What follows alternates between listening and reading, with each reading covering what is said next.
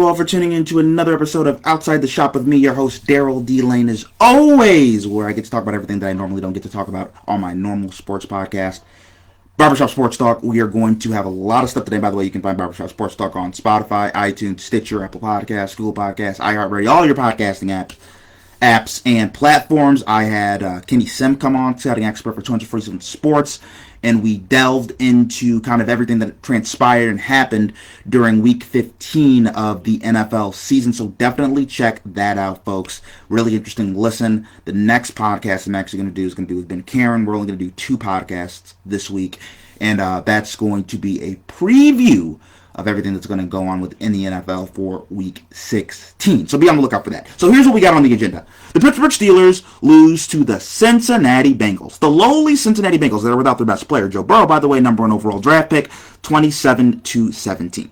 This is the Steelers' third straight loss. The Bengals only had 89 yards passing. The Bengals had 41 rush attempts, 152 yards, and they had no passing attack. That is an awful job by the Steelers' run defense. Your team can't throw. Cincinnati, all they're doing is running. And they still gas you. They still gouge you. That is never good. Never good. Can't run the ball. And Pittsburgh, they can't run the ball. They can't run the ball on offense. Ben Roethlisberger is not the same. They can't really throw the ball either. Their offense is bad. Their defense is kind of lessened. And this is trouble for Pittsburgh. Bad news Bears. Their third straight loss to the Bengals. We can excuse the Buffalo Bills. Bills, that team in Buffalo, Orchard Park, that's a really good team. Washington, I'll give you one pass. Bengals, come on now. You just can't do that. If you want to be a Super Bowl contender, you cannot lose to the Cincinnati Bengals this time of year. Remember when the New England Patriots, the year they won the Super Bowl, and they got blasted by the Bengals, and Bill Belichick was on to Cincinnati? That was in Week 3, right? That wasn't happening in Week 15. You can't get blown out this late in the season and expect to do anything, especially when all your players are playing. Ben Roethlisberger during the game, 52% completion percentage, 1 touchdown, 1 pick, a 62 QB rating in the last 2 games, under 200 yards passing. Ben is getting older. He's 38, 39 years old. Recently, last week, he came out and said he wants to stay another year. If I'm Pittsburgh right now, I might be trying to do what Green Bay did with Aaron Rodgers, draft a young quarterback, right? There's Trey Lance coming out of North Dakota State. There's the BYU QB. There's Kyle Trask. Obviously, there's Trevor Lawrence and Justin Fields. Maybe I'm looking at getting a quarterback in the first round. Maybe that's what Pittsburgh needs to do, because right now, Big Ben is not cutting it, and he's not a force multiplier. He's not the guy that's going to take them to where they need to go right now. He's not playing that way. Now, next up, here's what we're going to have. JuJu Smith-Schuster. He does the little dances on the team's logo before games. Mike Tomlin recently said he's going to come out and talk to him about that. Here's the thing.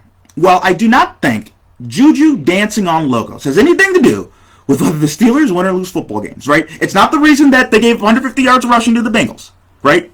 It's not the reason why Ben Roethlisberger can't throw the football. It's not the reason why the Steelers can't run the ball. But what is it doing to help? It's not making things better. It's causing distraction. It's putting you in the media spotlight when your team's not doing good and they're getting their arses kicked right now. So you know what? There's no good that comes out of it. I know you might like it, but it's just dancing on the logo. I don't understand. It agitates people. Obviously, the opposing team doesn't like it. What is the point? What is there to gain? So I'd ask JuJu just to chill. Just chill out and stop. And Mike Tomlin said he was going to talk to him as well, so that probably should stop. So the NBA is back tonight.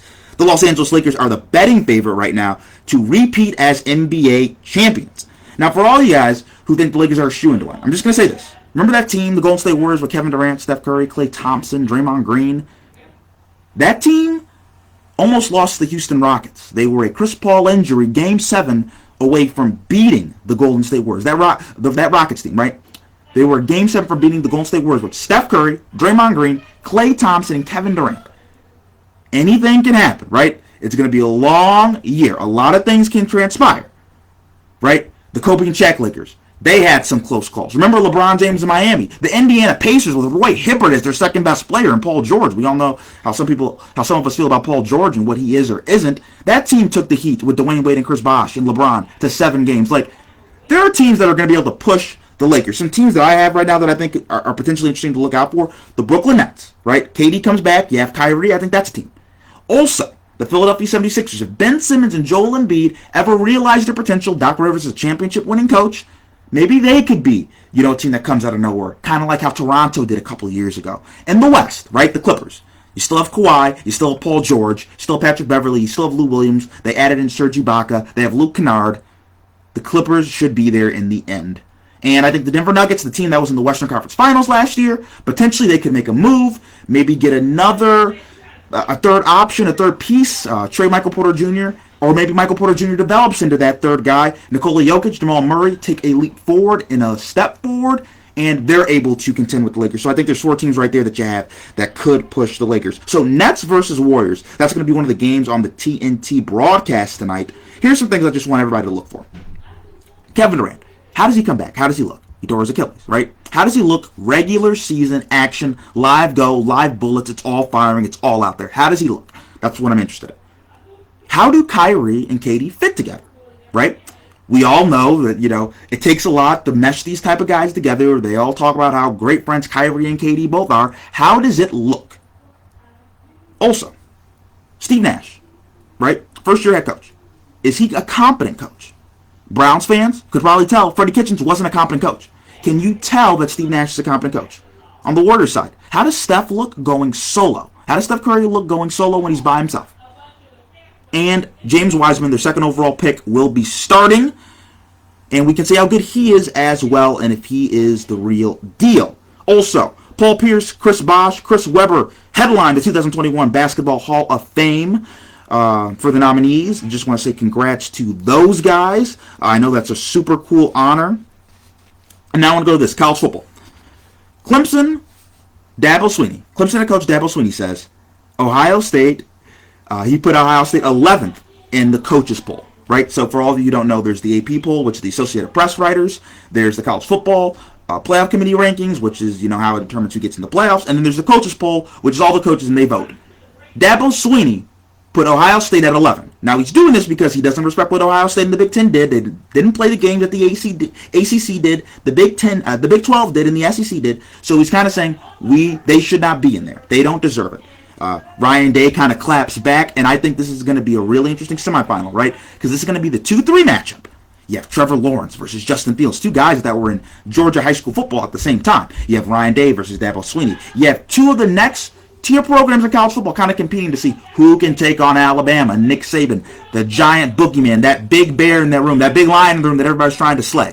So you get to see that. And let's remember, the last time we saw Ohio State and Clemson play, that's one of the best college football games I have personally ever seen. It was amazing. And Ohio State was driving down the field at the end, and Justin Fields threw an interception, and that's kind of how it went. Trevor Lawrence had an amazing run, a 70-yard run, where he's breaking away from Ohio State guys, and it's like, what the hell is going on? So I'm definitely really excited, really amped to see that matchup. Kellen Mond, quarterback for Texas A&M, states this.